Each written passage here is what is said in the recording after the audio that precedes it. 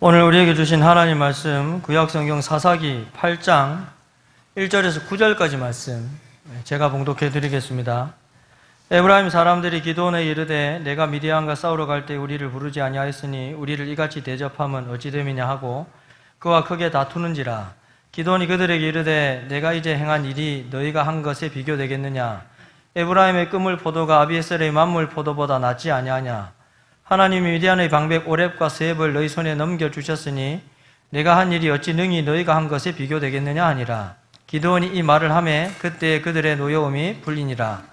기드온과 그와 함께한 자 300명이 요단강에 이르러 건너고 비록 피곤하나 추격하며 그가 숫고 사람들에게 이르되 나를 따르는 백성이 피곤하니 청하건대 그들에게 떡덩이를 주라. 나는 미디안의 왕들인 세바와 살문나의 뒤를 추격하고 있노라 하니 숫고서의 방백들이 이르되 세바와 살문나의 손이 지금 내 손 안에 있다는 거냐.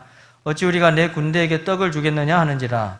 기드온이 이르되 그러면 여호와께서 세바와 살문나를 내 손에 넘겨주신 후에 내가 들가시와 찔레로 너희 살을 찢으리라 하고 거기서 분회엘로 올라가서 그들에게도 그같이 구한즉 분회엘 사람들의 대답도 숫고 사람들의 대답과 같은지라. 기드온이 또 분회엘 사람들에게 말하여 이르되 내가 평안히 돌아올 때에 이 망대를 헐리라 하니라. 아멘. 할렐루야. 생각해보면 살면서 큰 시련 때문에 어려움을 겪는 것보다는 사소한 말 한마디에 상처받고 또 무례하고 무관심한 모습에 그만 마음이 무너져버리는 경험을 할 때가 많습니다. 누군가의 한마디 말, 누군가의 무심한 표정, 누군가가 나를 못 본 척 그냥 지나간 그 한순간, 그것이 며칠 동안 가슴에 남아서 잠을 설치게 하는 것입니다. 여러분 그렇지 않습니까? 몇 개월 전에 제게 그런 일이 있었습니다. 법원 등기소에 제가 교회 등기를 수정하기 위해 갔는데 그 법원 직원이 얼마나 고압적이든지 제가 제출한 서류를 보더니 글자를 좀 크게 썼다고 야단을 칩니다. 그리고 또 그 법원 공무원이 이거는 글자를 똑바로 안 썼다고 뭐라합니다. 또 네모칸 안에 써야 되는데 밖으로 삐져나왔다고 혼냅니다. 대표자 명에 신성열이라고 써야 하는데 신성열 목사라고 썼다고 혼을 냈습니다.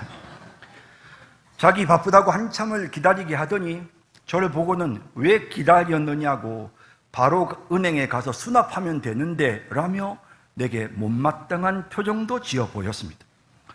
여러분 한 두세 시간 제가 그 직원에게 마음에 참 상처를 많이 받았던 모양입니다. 그날 밤 열받아서 밤에 잠을 잘 못 잤습니다. 여러분들도 그런 경험이 있으시지요? 누군가가 나를 알아주지 않을 때, 또 나를 함부로 대할 때, 그럴 때면 우리의 마음 깊은 곳에서 부글부글 정말 뭔가가 끓어오릅니다.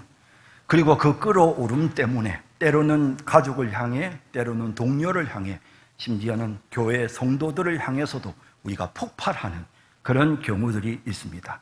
오늘 본문이 바로 그 이야기를 하고 있습니다. 사사기 8장은 인정받고 싶은 마음이 어떻게 한 지파를 무너뜨리는지, 그리고 한 도시를 무너뜨리는지, 그리고 영웅이라고 불리는 한 사사를 무너뜨리는지를 정말 적나라하게 우리에게 보여주고 있습니다. 저는 오늘 이 본문을 따라서 4개의 장면을 여러분들과 함께 살펴보고 싶은데요. 첫째는 본문의 상황, 두 번째는 우리의 상황, 세 번째는 우리가 받은 십자가의 은혜라는 장면, 그리고 마지막 그 은혜로 새롭게 변화된 우리의 삶의 모습을 한번 살펴보겠습니다. 자, 먼저 성경 본문에 기록된 장면입니다. 전쟁이 거의 끝나갈 무렵입니다. 기드온의 300용사가 미디안 군대를 무너뜨리고 도망가는 잔당을 추격하는 긴박한 순간, 갑자기 어디선가 에브라임 지파 사람들이 우르르 몰려 나옵니다. 얼굴이 이미 굳어 있습니다. 목소리가 거칠어져 흥분한 모습이 역력합니다. 그리고 그들은 기드온 앞에 가로막습니다. 네가 미디안과 싸우려 갈 때에 왜 처음부터 우리를 부르지 아니하였느냐? 우리를 이같이 대접함이 어찌 됨이냐? 그렇게 말하고는 기드온과 싸웁니다. 이게 그냥 단순히 불평하는 것이 아니라 아마도 멱살을 잡고 싸울 정도의 아주 거친 다툼이었는 모양입니다. 그래서 그와 크게 다투는지라 라고 성경에 쓰여 있습니다. 솔직히 말하면 기드온이 에브라임을 일부러 빼놓은 거 아닙니다. 자기가 공을 독차지하려고 한 거 아닙니다. 하나님의 도구가 되어 그저 하나님 시키시는 대로 움직였을 뿐입니다. 그런데 에브라임 사람들의 눈에는 그게 그렇게 안 보였습니다.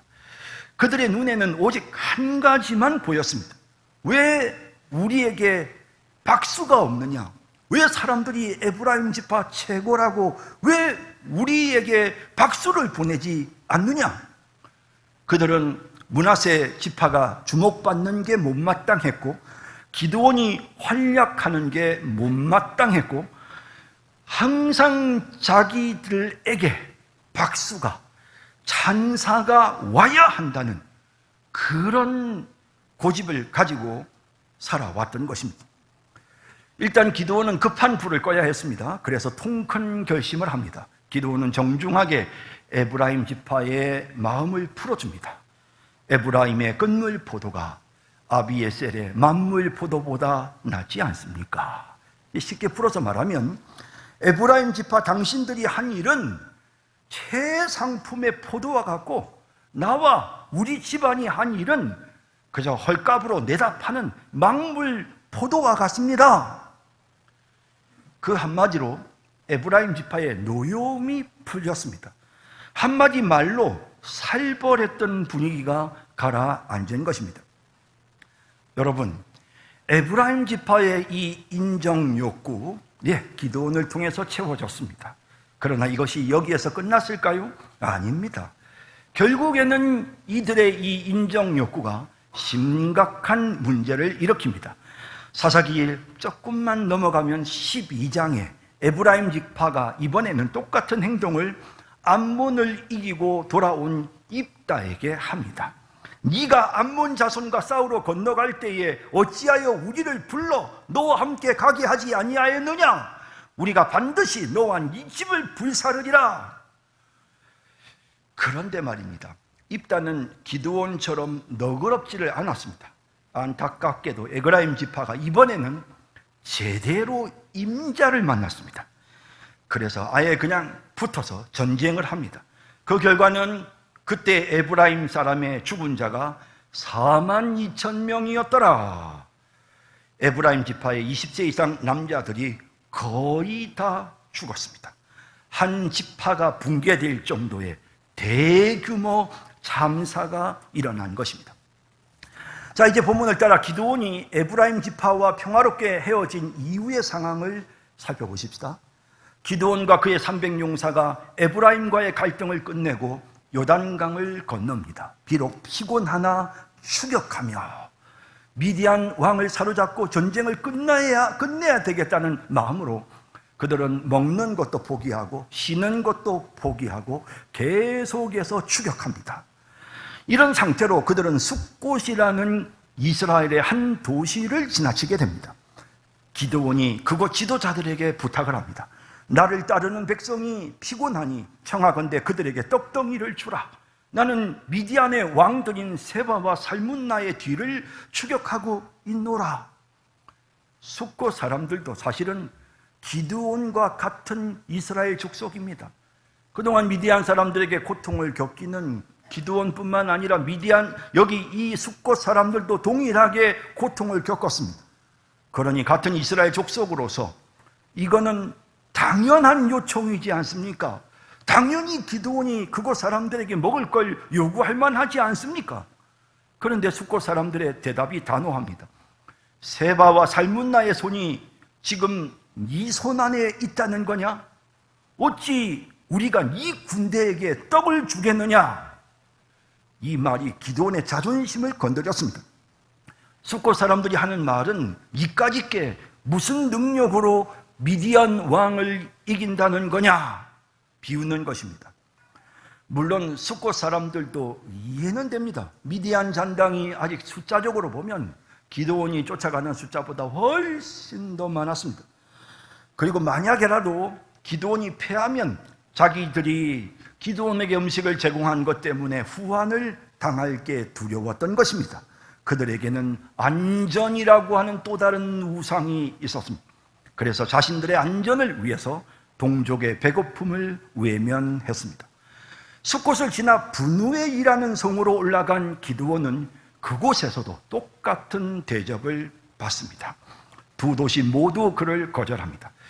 그런데 여기서 충격적인 반전이 일어납니다. 조금 전 에브라임 지파의 인정 욕구를 너그럽게 품어주었던 그 기드온이 숫곳과 분우엘 앞에서는 참지 못하고 폭발해버립니다. 기드온은 그들을 향해 두고 봐라, 내가 그냥 안 넘어간다고 선언합니다. 여호와께서 세바와 살문나를 내 손에 넘겨주신 후에 내가 들가시와 찔레로 너희 살을 찢으리라. 무서운 말이죠. 잔인한 복수를 예고합니다. 또 분우엘 사람들에게도 내가 평안히 돌아올 때에 너희가 소중히 여기는 이 망대 내가 헐어버리리라. 결국 결과가 어떻게 됐을까요? 그대로 됩니다. 그 성읍의 장로들을 붙잡아 들가시와 찔레로 숫곳 사람들을 징벌하고 분우엘 망대를 헐며 그 성읍 사람들을 죽이니라. 같은 이스라엘 동족을 죽이기까지 했습니다. 에브라임 지파 앞에서는 기드온이 무척 성숙한 인격자의 모습을 보였지만 기드온도 하나도 다르지 않았습니다. 그도 인정받고 싶었고 존중받고 싶은 사람에 불과했습니다. 그 욕구가 거절당하자 죽이기까지 한 겁니다. 그리고 기드온은 사람들이 두고 자기를 잊지 않도록 만들기 위해서 이 기드온의 업적을 두고 이스라엘 백성들이 기억하도록 만들기 위해서 미디안 사람들에게서 빼앗은 금 귀고리와 기금속들을 모아서 그 전리품들을 모아서 제사장이 입는 앞치마인 에봇을 전쟁 승리의 기념품으로 만들어 자기의 성읍에 그것을 보관했던 것입니다.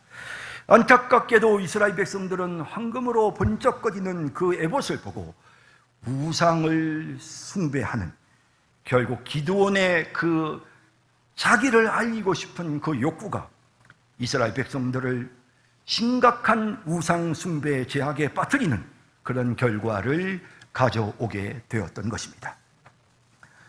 자, 이제 우리의 모습을 생각해 보십시다. 이 성경 본문에 나오는 장면을 보면서 여러분들은 어떤 생각이 드십니까? 그래, 그 사람들 참 한심하다. 왜 그러고 사냐? 이런 생각이 드셨다면 잠깐 그 마음을 멈추셔야 합니다. 왜냐하면 이 이야기는 사실은 우리의 이야기이기 때문입니다. 먹고 싶은 욕구, 인정받고 싶은 욕구, 존중받고 싶은 욕구, 이런 것들은 고대 이스라엘 사람들만의 것이 아니라 누구든지 다 가지고 있습니다. 우리도 마찬가지입니다. 분명히 말씀드리지만 이런 욕구가 죄는 아닙니다. 이런 욕구가 있기 때문에 우리가 살 수 있는 겁니다. 또 열심히 일도 하고요. 열심히 노력도 하는 겁니다. 욕구가 아예 없는 사람은 거리의 노숙자가 될 수밖에 없을 것입니다. 예, 욕구는 필요합니다. 그런데 문제는 이 좋은 욕구가 나에게 있어서 가장 중요한 최종적인 목표가 되는 바로 그 순간입니다. 이것이 바로 우상입니다. 그것이 우리의 우상이 되는 것입니다. 이것이 가장 중요한, 이것이 나의 최종적인 목표가 될 때 하나님이 앉으셔야 될 그 자리를 이 욕구가 자리를 잡고 앉는 것입니다. 칼빈은 기독교 강요에서 아주 유명한 말을 했습니다. 사람의 마음은 우상을 만드는 공장이다. 여러분, 우리는 흔히 우상이라고 하면 뭐 이렇게 나무를 깎든지 돌을 가지고 만들어서 뭐 이렇게 어떤 형상을 가진 것을 만들면 그걸 우리가 우상이라고 생각합니다. 그런데 성경이 말하는 우상은 더 깊은 의미가 있습니다. 하나님 자리에 앉혀놓은 좋은 것, 하나님이 앉아 계셔야 될 그 자리에 앉혀놓은 좋은 것, 그것이 바로 우상입니다. 음식, 좋은 거죠. 맞습니다. 인정받는 거, 예, 좋은 겁니다. 존중, 마땅합니다. 자녀의 성공, 좋습니다. 안전한 노후, 좋은 겁니다. 돈, 좋다마다요. 그런데 그 좋은 것이 이것 없이는 전 살 수 없어요. 이것이 내 인생에 가장 중요해요. 라고 생각되는 순간 그것이 우리의 우상이 되는 것입니다. 에브라임 지파에게 인정은 좋은 것을 넘어 절대적인 것이 되고 말았습니다. 그들 마음속에 이런 음성이 들려옵니다. 내가 인정받지 못하면 아무것도 아니야. 박수 받지 못하면 살 가치가 없어. 미디안과의 전쟁에서 승리하고 지고 그게 뭔 상관이야? 우리한테 중요한 건 내 체면이야. 우리 지파의 체면이야. 여러분, 이 마음속 우상이 느껴지십니까? 그 우상은 결국 42,000명을 제물로 삼켜버렸습니다. 우상은 반드시 피의 제물을 우리에게 요구합니다. 기도원도 마찬가지입니다. 그는 미디안과 싸운 영웅이지만 마음 깊은 곳에서는 나는 존중받아야 마땅하다는 우상이 자리 잡고 있었습니다. 숫곳 사람들의 비웃음이 그 우상의 신경을 건드리는 순간 기도원이 쓰고 있었던 영웅의 가면은 벗겨지고 학살자의 얼굴이 드러나고 말았던 것입니다. 여러분, 어떻습니까? 우리는 어떻습니까? 제가 등기소에서 공무원의 태도 때문에 눈물이 날 것 같았던 그 순간, 사실 직원의 무례함의 문제가 아니었습니다. 그는 나뿐 아니라 다른 사람에게도 동일한 태도를 보였습니다. 그런데 다른 사람들은 보니 그러려니 하는데 나는 달랐습니다. 나는 스스로 목사인 나는 존중받아 마땅해 라는 생각을 하고 있었던 것입니다. 누군가 나를 인정하지 않는다면 난 못 건더. 나는 모든 사람에게 존중받고 싶어. 그게 내 행복이야. 이런 마음이 제 마음속에 견고하게 자리를 잡고 있었던 것입니다. 그것이 제 마음의 우상이 되어서 떡 자리를 차지한 것입니다. 물론 등기소 직원도 고쳐야 될 점이 있습니다. 하지만 내가 속상해서 눈물이 날 뻔했던 것은 그 등기소의 잘못이라기보다는 내 마음속에 있는 우상, 나는 반드시 대우를 받아야 된다는 그 마음속 우상이 문제였던 것입니다. 여러분, 난 그거 없으면 못 살아. 만약 내가 그걸 거절당하면 나는 말할 수 없는 분노가 생겨. 난 그걸 잃어버릴까 봐 두려워. 여러분, 그게 무엇입니까? 자녀들의 미래입니까? 여러분들에게 체면입니까? 어떤 사람에게는 그게 노후의 안전이 될 수 있고요. 어떤 사람에게는 그것이 사람들의 평판일 수도 있습니다. 또 심지어 누구에게는 교회의 직분일 수도 있습니다. 예, 다 좋은 것이다, 맞아요. 그런데 그것이 하나님이 계셔야 할 자기를 차지한다면 그것은 반드시 우리를 잡아먹습니다. 여러분, 우상은 우리를 잡아먹습니다. 우상의 가장 무서운 특징은 결코 만족이 없다는 것입니다. 에브라임이 기드온에게 인정받았습니다. 그럼 끝나야죠. 그런데 또 입다에게 시비를 걸지 않습니까? 인정을 받아도 갈증이 해소되지 않는 것입니다. 한 번 박수를 받으면 다음에는 더 큰 박수를 받아야 되고 항상 내가 주목받아야 되는 것입니다. 우상은 우리에게 조금 더, 아직은 아니야, 조금 더 우리의 영혼을 빨아먹습니다. 예레미야가 이걸 이렇게 정확하게 진단했습니다. 내 백성이 두 가지 악을 행하였나니 곧 그들이 생수의 근원되는 나를 버린 것, 하나님 버린 것, 이거 범죄죠. 그리고 또 한 가지는 스스로 웅덩이를 판 것입니다. 이게 우상입니다. 근데 문제는 그것은 물을 가두지 못할 터진 웅덩이들입니다. 만족이라는 게 없습니다. 인정받고 싶은 그 인정의 웅덩이, 우물, 존중의 우물, 자녀의 우물, 돈의 우물, 좋은 거지만 그게 다 새어나가 버립니다. 부어도 채워지지 않습니다. 그게 우리를 더 힘들게 만듭니다.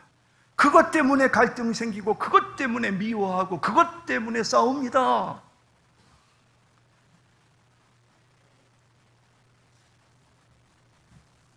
우리가 지금까지 들어온 대부분의 설교는 인정 욕구는 우상입니다. 그러니 그걸 우리가 버려야 합니다. 인정 욕구가 우리의 우상이 되지 않도록 우상을 버리세요. 의지를 가지고 싸우세요. 더 기도하세요. 결단하세요. 그렇게 설교하고 설교가 멈춰버립니다. 하지만 저는 솔직히 여러분들에게 말씀드립니다. 그런 우상은 우리의 의지로 쫓아낼 수 없습니다. 그럼 어떻게 합니까? 19세기 유명한 스코틀랜드의 설교자이자 사회개혁가였던 토마스 챔버스 목사님이 새로운 감정에 추방시키는 능력이라는 설교를 했습니다. 이 설교가 아주 유명한, 정말 영미권에서는 정말 유명한 설교로 사람들이 지금도 이 설교를 읽고 있습니다. 그 내용에 보면 이런 내용이 나옵니다.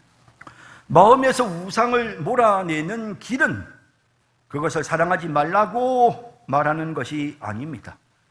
그것보다 더 큰 사랑을 보여주는 것입니다.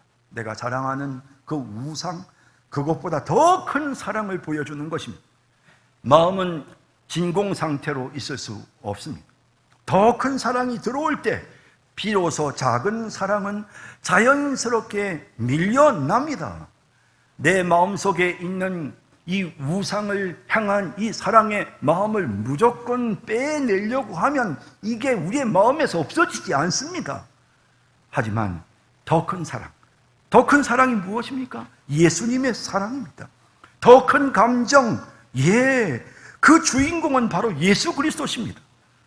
그분을 향한 뜨거운 사랑이, 그분이 주시는 그 은혜가 우리의 마음속으로 들어올 때 비로소 우리의 마음속에 인정받고 싶었던 그 우상이 밀려나게 되는 것입니다.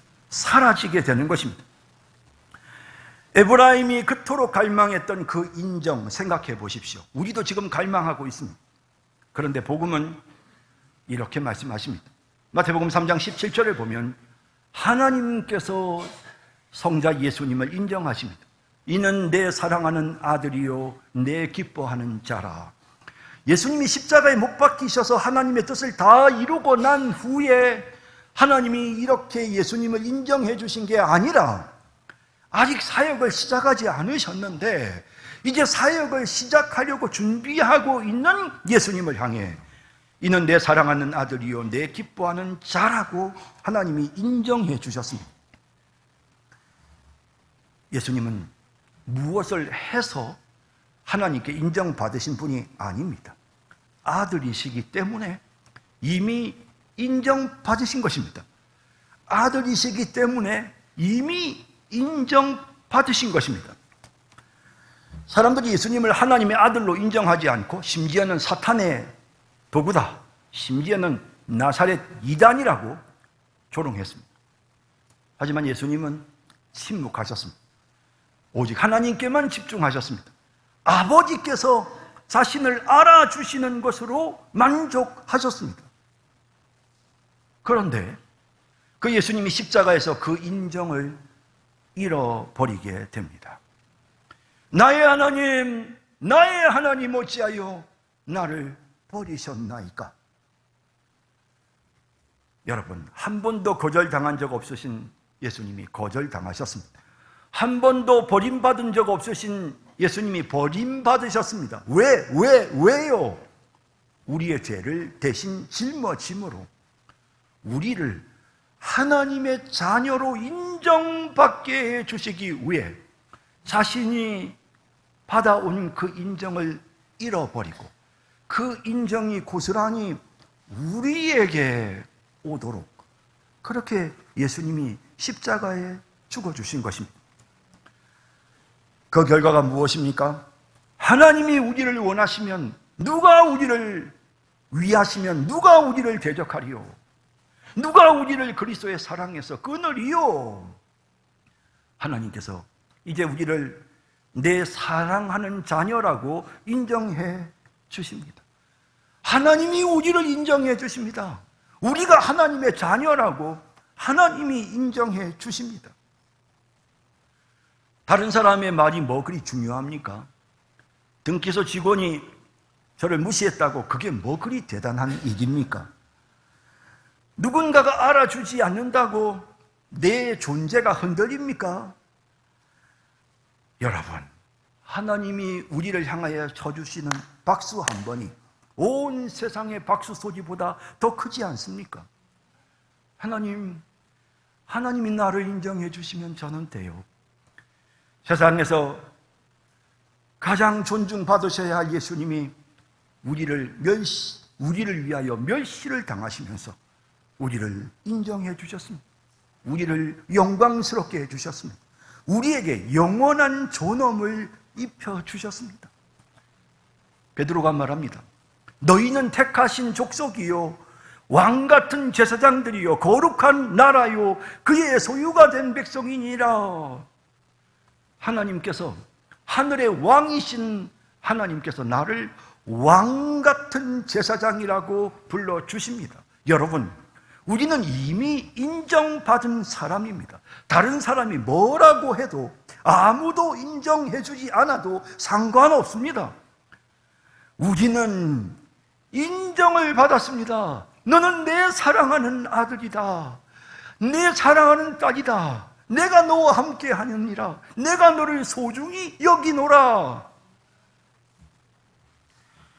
이 사실이 우리의 마음속에 스며들면 그 순간 우리 안에 한켠에 있었던 그 인정받고 싶은 우상이 힘을 잃고 밀려납니다. 어떻게 됩니까?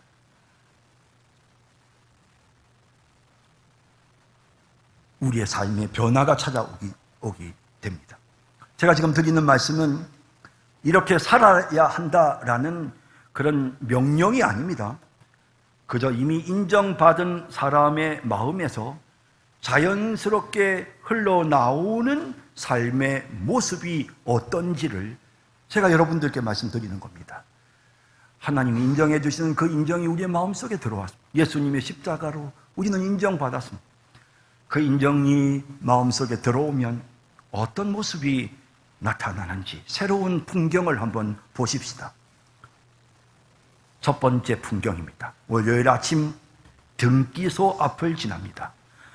얼마 전 그토록 모욕을 당했던 그 등기소 앞을 지나가는데, 법원 앞을 지나가는데 차창 밖으로 건물이 보입니다. 법원 3층 등기과에 여기저기 모여 앉은 사람들의 모습이 스쳐 지나갑니다.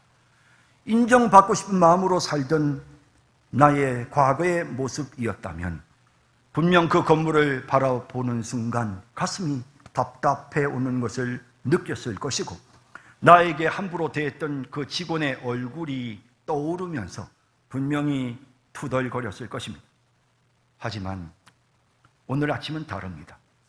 분노가 완전히 다 사라진 것은 아니지만 분노가 줄어들었습니다. 이는 내 사랑하는 아들이요 내 기뻐하는 자라. 나를 인정해 주시는 하나님의 음성이 기억나자 나는 혼자 말로 그렇게 그 건물을 지나면서 혼자 말로 이렇게 말합니다. 그 사람도 아마 그날 무슨 힘든 일이 있었나 보지. 그리고 사실 그런 복잡한 서류를 법무사, 그런 일을 하는 사람 법무사가 있거든요.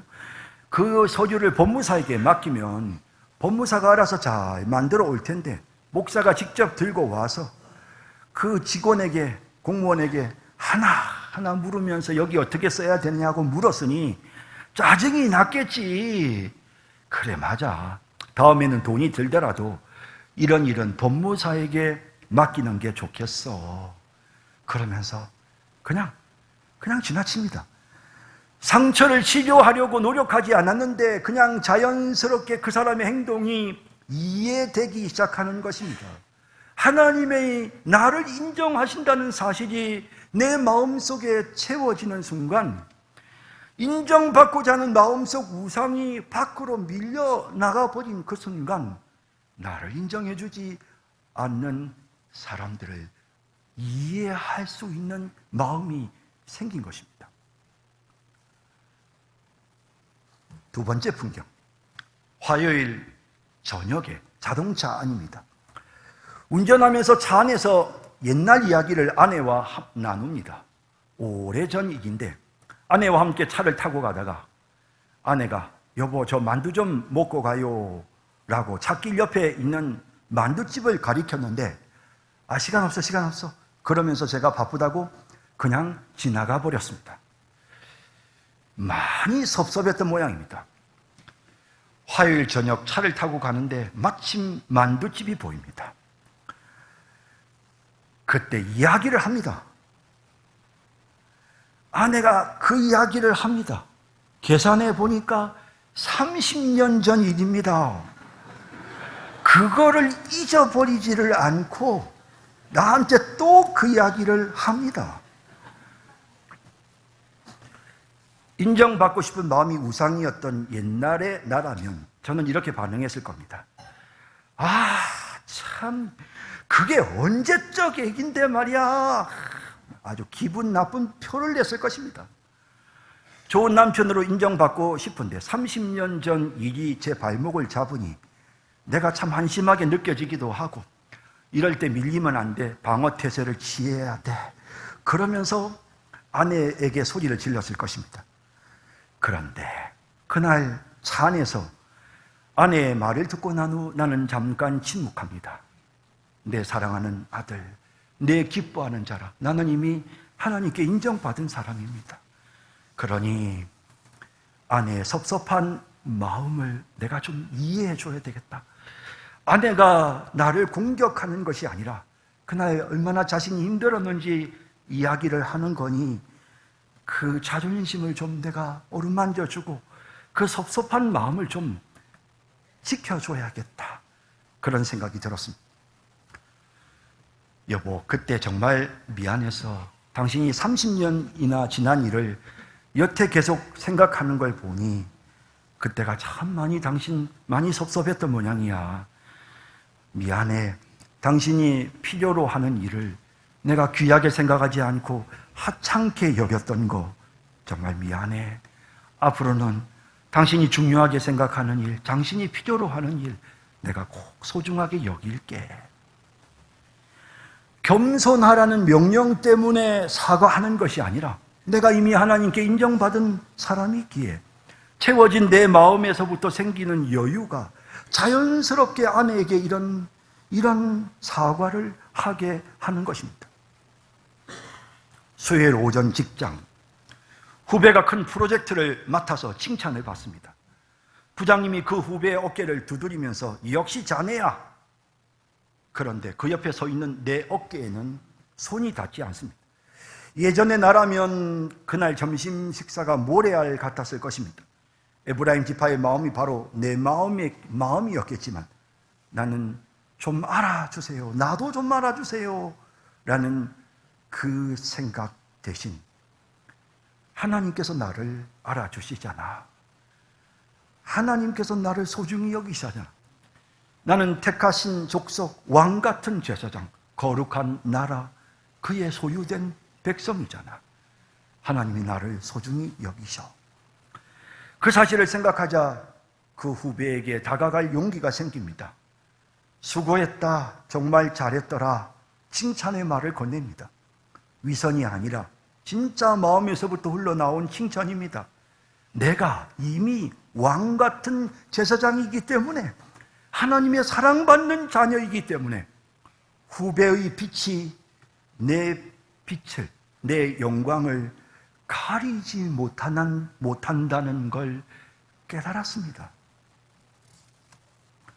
금요일 새벽 기도 시간, 기도를 하는데 한 주간 있었던 일들이 생각납니다.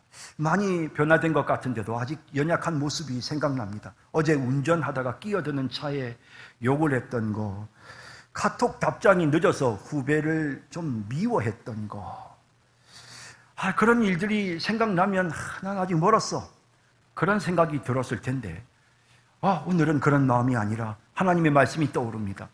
너희 안에서 착한 일을 시작하신 이가 그리스도의 예수의 날까지 이루실 줄을 우리가 확신하노라. 그래, 조금씩 변하는 거야. 조금씩 다듬어지는 거야. 이미 하나님이 나를 인정해 주셨잖아. 아직 완전하지는 못하지만 하나님이 나를 인정해 주셔서 내가 이제 조금씩 변하는 거야. 그런 마음으로 하나님 앞에 감사하게 됩니다. 사랑하는 성도 여러분, 이제 말씀을 맺겠습니다. 우리는 사사기 8장의 비극을 보았습니다. 에브라임의 인정욕구, 또 이 기드온에게서 나타났던 이 연약한 모습, 이것은 바로 우리의 모습이었습니다. 그 우상들이 우리의 마음의 자리를 잡고 앉아서 끊임없이 우리에게 분노하도록, 사람을 미워하도록 우리에게 상처를 입힙니다. 그러나 우리는 더 큰 사실을 깨달았습니다. 십자가에서 우리를 인정해 주시기 위해, 우리를 하나님의 영광스러운 자녀로 삼아 주시기 위해 십자가에 못 박혀 죽어주셨던 그 주님의 사랑이 우리의 마음으로 밀려옵니다. 너는 내 사랑하는 아들이요 내 기뻐하는 자라. 하나님이 나를 인정해 주십니다. 사람들이 뭐라고 말해도, 사람들이 아무도 나를 인정해 주지 않아도, 어떤 때는 사람들이 나를 무시하고 무례하게 행해도 나는 하나님의 사람입니다. 나는 그거면 족합니다. 하나님의 인정해 주심을 마음속에 생각하면서 넉넉한 마음으로 한 주간 세상에서 승리하며 사는 우리 모든 성도님들이 되시기를 주님의 이름으로 축원합니다. 사랑의 주님, 오늘 말씀을 우리의 마음에 깊이 새기게 하소서. 하나님이 채워주시는 그 사랑과 하나님의 인정으로 우리의 마음속에 있는 이 모든 인정의 우상들을 다 제거해 주시고, 하나님 이제 더 사람들을 사랑하고 이해하며 살 수 있는 그런 저희들의 모습이 되게 하옵소서. 예수님의 이름으로 기도드립니다. 아멘.